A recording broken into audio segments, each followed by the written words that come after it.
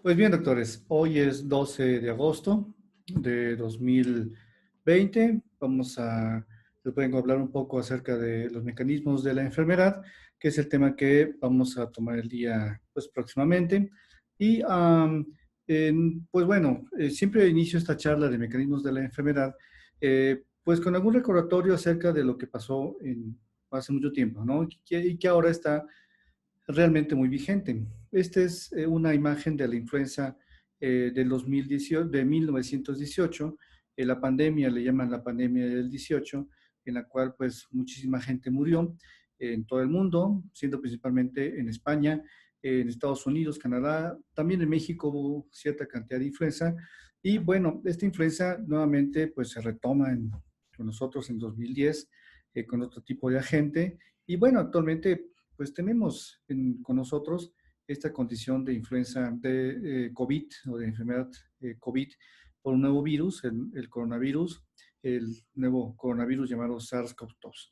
Entonces, vean ustedes aquí en esta imagen cómo es que las cosas, pues bueno, no han cambiado mucho, aunque finalmente aquí la gente está pues confinada en otro tipo de instalaciones. Y bueno, en México no vimos realmente esto, pero en Estados Unidos y en Europa vimos grandes campos, vimos grandes estadios en donde pues hubo mucho enfermo y pues todos tenemos que estar aislados. De ahí entonces que el tema que veamos hoy, vamos a revisar hoy, que es mecanismos de enfermedad, pues va a puntualizar algunos datos importantes al respecto. En primer lugar, y esto lo veía algún día en una plática de TEDx, entonces veamos aquí el montón, bueno, todo el número de células representadas en nuestro cuerpo y también en el segundo punto, bueno, las células que pueden generarse o que pueden existir en sí mismo, ocupando a toda la humanidad. Entonces es un representativo.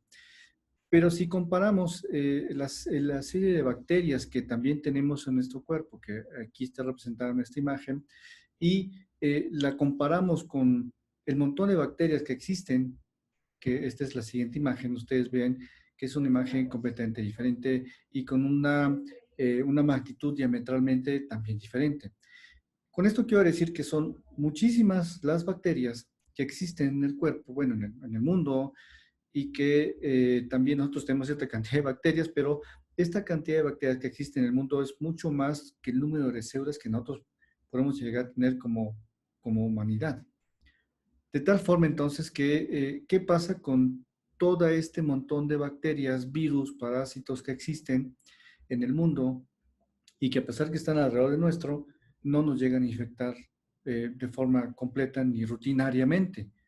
Pasa que entonces existen mecanismos de enfermedad que permiten que una de tantas bacterias entre en nuestro cuerpo, nos infecte y provoque enfermedad, o por el otro lado, tengamos mecanismos que nos defiendan y nos eviten de la enfermedad. Algunas de las bacterias que podemos encontrar, pues son, por ejemplo, estas bacterias, cocos gram positivos, ustedes los pueden ver en amarillo, y esto pues está infectando nada más, nada menos que pues los cilios pulmonares. Ustedes pueden ver aquí en esta imagen maravillosa, en la cual encontramos pues la infección prácticamente en su punto. También esto ha originado pues, la existencia de especialidades como la infectología, como la terapia intensiva, la medicina interna y sobre todo la infectología. En mi caso, desde el punto de vista de terapia intensiva, sabemos que toda esta serie de microorganismos que existen en el cuerpo y que existen fuera del cuerpo pueden llegar a causar una infección. Y esta infección que pueden llegar a causar van a generar cierto daño. Pero actualmente ya se sabe que este daño que llegan a generar eh, no es finalmente por el cual el paciente llega a fallecer. Se sabe actualmente que la propia respuesta nuestra es la que llega a provocar la muerte en nosotros mismos, es decir, nuestra propia respuesta inmunológica es la que llega a generar una respuesta inflamatoria tal que ya no fue el virus, no fue la bacteria, no fue el parásito que nos infectó, quien nos mató, sino que fue nuestra propia respuesta inmunológica a lo que llamamos cascada de la muerte. Y esta imagen representa algo por lo cual estamos luchando todos los días actualmente con el COVID, que el COVID, como ustedes sabrán, hace una tormenta citocínica con liberación de interleucina 6, factor necroestructural alfa, interleucina 1 beta, interleucina 2, en fin, una serie de sustancias que van a provocar inflamación y que son las que finalmente matan al paciente. Entonces, por eso también es importante que conozcamos algunos de estos mecanismos de enfermedad. Algunos términos que tienen que quedar bien claros en ese sentido, y me voy a aparecer aquí para que vean que estoy por acá viéndoles, es el hospedero. Y el hospedero no es más que el organismo capaz de ofrecer cierto respaldo energético, nutricional y de crecimiento físico a otro microorganismo. ¿Ok? Algún otro término que tiene que quedar también muy claro y específico es la infección. La infección es la presencia y multiplicación de otro microorganismo o otro organismo viviente en el hospedero, es decir, una bacteria en mí, y que puede causar una lesión subsecuente, es decir, que me va a causar una enfermedad. No es simplemente el hecho de que tenga una bacteria en mí y ya con eso voy a tener la enfermedad. Se sabe que tenemos muchos microorganismos, por ejemplo, en boca, que no precisamente vayan a provocar enfermedad o infección. ¿Ok? La colonización, ese es un punto importante y ustedes lo ven en sus materias o en sus clases de epidemiología. La colonización, pues, es la multiplicación de otro organismo viviente en el hospedero, pero que no causa lesión. Punto importante a diferenciar entre infección y colonización. Entonces, muchos de nosotros estaremos colonizados por algunas bacterias y que esas bacterias finalmente no es necesario que produzcan infección, simplemente están con nosotros. Ejemplos de ellas son, por ejemplo, algunas bacterias en el intestino, en el colon, que son bacterias aparte de nosotros y que sin estas realmente existe un desequilibrio y entonces pueden surgir otras infecciones. Es lo que ocurre, por ejemplo, cuando utilizamos antibióticos en los pacientes hospitalizados, barremos con toda la flora porque estamos tratando alguna neumonía, damos, no sé, algún antibiótico, el que ustedes gusten, y después de este antibiótico barremos con la flora intestinal, que así se llama este tipo de colonización, flora intestinal normal, y cuando barremos con esta flora intestinal normal, lo que ocurre es que, bueno, dejamos la entrada libre a que entren cualquier otro tipo de bacterias y produzca una translocación bacteriana, así se llama. Las bacterias cruzan o se translocan del intestino hacia el torrente circulatorio a través de las células epiteliales del intestino y estas llegan a cruzar o viajar a través de la circulación, que en este caso va a ser enterohepática, y cuando cruzan al hígado, pues ya pueden cruzar a todos lados. Entonces, es un punto importante de infección. Entonces, hay una diferencia importante entre colonización y también entre infección. Otra cosa importante y punto a diferenciar va a ser el hecho de que, bueno, bacterias, por ejemplo, de la boca, pues no causan más que halitosis, pero cuando, por ejemplo, tenemos problemas para deglutir, para tragar o para escupir, por alguna situación neurológica, por ejemplo, entonces tendremos una situación en la cual podemos broncoaspirar. Entonces, bacterias que pueden estar en la boca y si pasan, normalmente están en la boca, no causan daño, más que halitosis, caries incluso, pero si estas bacterias pasan hacia el pulmón, porque estoy broncoaspirando saliva, estas bacterias que están en un sitio que no causan problemas, al menos no problemas mayores, y van hacia el pulmón, entonces ahí se convierten en bacterias malas y pueden provocar infecciones que llamamos pues por broncoaspiración, en este caso puede ser por sobreinfección, y son hechas pues por bacterias que le llamamos saprófitas. Aquí un ejemplo clásico de yo trabajando ahí en la raza de un día cuando no teníamos COVID, pues me quedo viéndolos ven ustedes ahí el tamalero y ven ustedes ahí el de los churros, uno de un lado del otro lado, y se me hizo un buen ejemplo para decirles qué cosa es comensalismo y qué cosa es mutualismo. El comensalismo es la presencia de un microorganismo sin daño habitual o lesión al hospedero, ¿ok? Y el mutualismo es la interacción entre el microorganismo hospedero y que deriva de varios beneficios. En el caso de la imagen que les muestro, existe mutualismo porque pues van por un atole con el de los tamales y luego quieren un churro, entonces los churros se benefician del que vende pues el atole. Y al contrario, ¿no? Yo compro unos churros y como me los voy a comer, pues voy con el de los tamales, me compro un atole o un champurrado, ¿verdad? Y a lo mejor ya de paso me compro un tamal, hay mutualismo, ¿ok? Es un ejemplo, pues bueno, un poquito para que ustedes no se me vayan a dormir. ¿De qué depende la gravedad de la enfermedad infecciosa? Depende de estas dos cosas. Principalmente depende de la salud que tengamos como hospederos, que también protegidos estemos, que también nos defendamos y también depende de la virulencia del patógeno, es decir, del potencial de enfermedad que pueda causar. Y esto dependerá también, pues, de la cantidad de microorganismos que coexistan o que se presenten durante la infección y también de los factores de virulencia que ya, esto depende de cada bacteria. Sería muy grande intentar hablar de todo ello, me tardaría mucho más tiempo, pero bueno, quédense con esto, que es lo más importante. Y bueno, la pregunta que yo les hacía generalmente en clase es si son los microorganismos saprófitos realmente inocuos. Aquellos microorganismos que viven generalmente con nosotros, ¿son inocuos? La verdad es que no. Como les comentaba en el caso de los microorganismos de las bacterias de la boca, cuando se broncoaspiran y pasan al pulmón, pues pueden generar bacterias, infecciones graves y que pueden causar la muerte. Entonces, pues estos microorganismos saprófitos que, bueno, pueden tener alguna función adecuada, por ejemplo, como les comentaba, en el intestino o en el aparato reproductor femenino, en el sistema urinario femenino, o en la boca, que pueden ser inocuos, pueden llegar a generar, entonces, generar infecciones en otras condiciones. Entonces, esto también es un punto importante y son mecanismos de enfermedad. Aquí, bueno, los agentes que pueden causar enfermedad o infección pueden ser múltiples, desde los priones, pueden ser plásmidos, como ustedes ven ahí, pueden ser virus, que pues finalmente son, y ya lo han escuchado muchas veces, son estructuras que no son vivientes, pero que se aprovechan de nuestra estructura de reproducción en el núcleo para poder sobrevivir. Pueden ser bacterias, espiroquetas, pueden ser ahí arácnidos, ¿verdad? O incluso parásitos, como el que ven ahí abajo en el borde inferior derecho. Y bueno, pues parecen a veces microorganismos pues sacados de películas de terror, pero que viven con nosotros y ni siquiera los vemos. Los portales de entrada de las infecciones, sean virales, bacterianas, micóticas, por priones, por plásmidos, pues son varias. Y este es uno de los portales de entrada.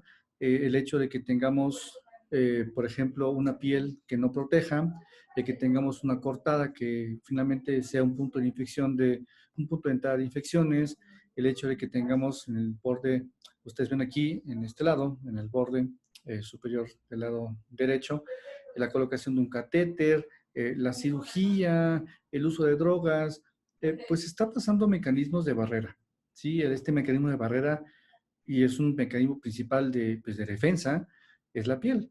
Entonces, cuando me quemo, pues no tengo piel, cuando me corto, dejo de tener un punto de piel completamente eh, impermeable, completamente íntegro. Entonces es cuando puedo yo pasar infecciones. En el caso de los hospitales, la colocación pues, de catéteres centrales, en el caso de las cirugías, aunque generalmente intentamos hacer todo estéril, pueden haber siempre infecciones.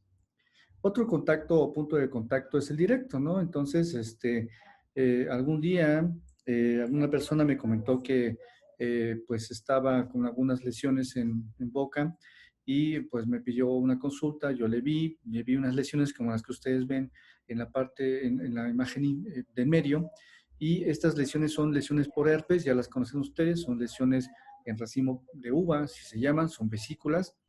Y entonces me dijo, ¿sabes qué? Es que yo creo que es una infección, yo tengo alguna infección de alguna cosa y bueno, interrogándole, pues me enteré que esta persona se había pues prestado los labiales y la otra persona, la que le había prestado los labiales, había pues tenido herpes y entonces le regresan los labiales y ella se sigue pues maquillando y se contagió con herpes. ¿Cuál fue el tipo de, pues, de entrada o el portal de entrada?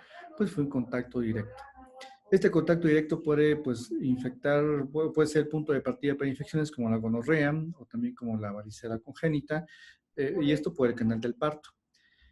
Otro punto de entrada muy característico, muy fácil de entender es la ingestión, ¿no? Entonces, infecciones como el cólera, la fiebre tifoidea, la disentería amibiana, la intoxicación alimentaria, la diarrea del viajero, ¿no? Cuando algún día yo viajé a Guatemala, no digo que si alguien es de Guatemala no pues, se vayan a poner, no se vayan a ofender. Algún día fui a Guatemala, muy pequeño, y a mí me interesaba comer una comida típica. Y bueno, como de costumbre, ¿verdad? Fui, bueno, va uno, compra y bueno, comí lo que era típico de allá, me dio una diarrea. fue una diarrea del viajero, se me quitó creo que a las 24 horas. Bien, lo mismo ocurre si voy aquí a Tepito o si me voy aquí a la esquina y compro algo, ¿verdad? Pues puede ocurrir. O como en el caso que les muestro esta imagen, esta cubeta que tomé cuando estaba de servicio social en Hidalgo, y es que había un brote pues, de infecciones. Entonces voy, me dicen, doctor, vaya usted a ver esta gente que está infectándose, tiene diarreas. Yo, ¿cómo es que tiene diarreas? Y voy, me invitan un vaso de agua y digo, ay caray, pero ¿cómo es que toman esa agua? Esa agua es la que nos da el gobierno, lo que nos da el gobierno, entonces digo, el municipio, digo, pues bueno, ¿cómo es posible? Pues no tomen de esa agua. El punto de infección o el portal de entrada fue pues la vía oral. Igual puede ser una infección por hepatitis A, que generalmente da en los niños y que bueno, ustedes no lo han visto, pero hace unas 4 semanas me pasó un caso de una hepatitis A fulminante. Hizo hepatitis fulminante, obviamente era un adulto, no era un niño, y esa hepatitis fulminante por hepatitis A, pues falleció el paciente. ¿Ok? Entonces, ¿cuál fue el portal de entrada? La ingestión. Otros puntos de entrada, como ustedes ven aquí, en el caso de la influenza A por virus, pues puede ser la vía respiratoria, y en la imagen ustedes ven característicamente cómo es que tenemos el virus finalmente se hace de algunas estructuras como las neuroaminidasas, eh, para poder entrar pues a nuestro tejido respiratorio. Entonces, ven ustedes aquí cómo es que van entrando. Esto no es la idea de la clase, esto lo ven en microbiología, pero es un punto de entrada. Es un punto de entrada en el cual el virus se hace de una estructura, luego se endocita, luego hay una fusión con un desacople de esta endocitosis, le entra el material viral o de RNA hacia el núcleo, como lo hace el COVID, y bueno, se replica nuevamente y se forman otra vez las proteínas, en este caso la M2 y la neuraminidasa. Entonces, pues sí es como más o menos puede uno explicarse el portal de entrada infeccioso a nivel pulmonar. Este es otro punto igual, tampoco es necesario que se lo aprendan, es nada más un ejemplo de cómo es que el portal de entrada de las infecciones puede ser también por inhalación. Bien, entonces esta inhalación es un hemocystis gyrovesi, que es una infección muy frecuente observada en pacientes con VIH-Sida. Esto sí es importante que lo aprendan, esto sí es importante que lo tomen en cuenta, porque sí se los llego a preguntar, y esto es, pues bueno, las etapas de la enfermedad infecciosa primaria. Tengan en cuenta que siempre va a haber un punto en el cual empezamos de izquierda a derecha, hay una infección, es el punto cero, hay un punto en el cual hay una fase de incubación, como por ejemplo el COVID, que son 3-4 días, y después ese punto de incubación en el cual la bacteria entra, se reproduce y va creciendo, pues no causa enfermedad. Le llamamos enfermedad subclínica, y siempre cada enfermedad pues tiene sus ciertos tiempos de fases de incubación, y después de eso entonces ya cruza un umbral clínico que ustedes ven en línea punteada, le llamamos fase prodrómica, y después de eso entonces ya viene un punto en el cual la infección viene pues con toda la clínica, y ya hay datos pues de gripa, de diarrea, de lo que vaya a causar la infección, y como ven ustedes ahí, la infección llega a un punto máximo, después llega, si nos defendemos bien, no causa otra cosa, pues esta infección puede tener una fase de convalescencia y después resolverse, pero también puede llevar a una enfermedad crónica, o como al principio, como ven en la curva de arriba, puede llevar a la muerte. Entonces, también tenemos varios umbrales, un umbral clínico, un umbral crítico, en el cual se define si el paciente sobrevive o muere, y esto depende, como les comentaba una de las primeras diapositivas, depende pues de nuestra respuesta. ¿Okay? Ya actualmente no se dice que sea debido a que la bacteria cause pues eh, tanta infección o tanta mortalidad, sino es también nuestra propia respuesta. ¿Ok? Entonces vean ustedes ahí, hay umbral crítico y umbral clínico, como les comentaba, y hay fases. ¿Bien? Entonces hay 2 umbrales y hay 1, 2, 3, 4, 5, hay 6 fases en las etapas de la enfermedad infecciosa primaria, desde la infección, fase de incubación, fase prodrómica, fase aguda, fase de convalescencia y finalmente la resolución. Y los desenlaces son 2 también, la muerte o la enfermedad crónica, perdón, y falta uno que es la resolución. 3 desenlaces, en la cual pues el paciente en alguno de ellos va a caer. En el caso de algunas otras patologías como son sepsis, quemaduras y trauma, esta etapa que veíamos anteriormente, pues la fase crítica y la fase aguda, eh, pues llevan diferentes tiempos. Entonces, esta imagen nada más se las muestro para que comparen lo que ocurre con la sepsis, que es lo más frecuente. La sepsis más o menos son 1 o 2 semanas que el paciente se pone tan mal que está en terapia intensiva, luego viene una fase de resolución y punto, ¿verdad? En el caso del trauma, un trauma craneoencefálico, por trauma, no sé, por una fractura de hueso, alguna fractura, un accidente pues, por politraumatismo, generalmente cursan con 1 mes de inflamación. Esta curva es, pues habla de inflamación. Y hay patologías que duran tanto tiempo la inflamación, tanto tiempo la respuesta inflamatoria sistémica en nosotros, como los quemados, que es el extremo. Llevan a veces hasta 1 año de inflamación. Entonces, en este tiempo tan prolongado de 1 año, el paciente puede estar cursando con recaídas, reinfecciones, y en una de tantas, el paciente fallece a pesar de que ya haya pasado tanto tiempo. Imagínense ustedes, 1 año. Hay cosas que puntualizar y que a veces pues les preguntan en los exámenes. Yo sé que no es farmacología, pero a veces les preguntan los mecanismos de acción de los antimicrobianos, y es que cada uno de los antimicrobianos, como ven ustedes aquí, tiene un punto de acción o un blanco de acción sobre alguna parte de la célula. En este caso, las penicilinas van sobre la pared celular, igual que las cefalosporinas, igual que los monobactámicos o los carbapenémicos, y algunos otros medicamentos como los aminoglucósidos van sobre ribosomas. Y bueno, las sulfonamidas pues van sobre el ácido folínico o fólico, y pues por ejemplo los lipopéptidos pues van a despolarizar la membrana. Entonces, como ven aquí, pues son cosas que pues en un momento dado pueden ser de importancia para ustedes. Bueno, ya sabemos quién nos ataca, pero pues ¿quién podrá defendernos? Esto lo veremos en la siguiente clase.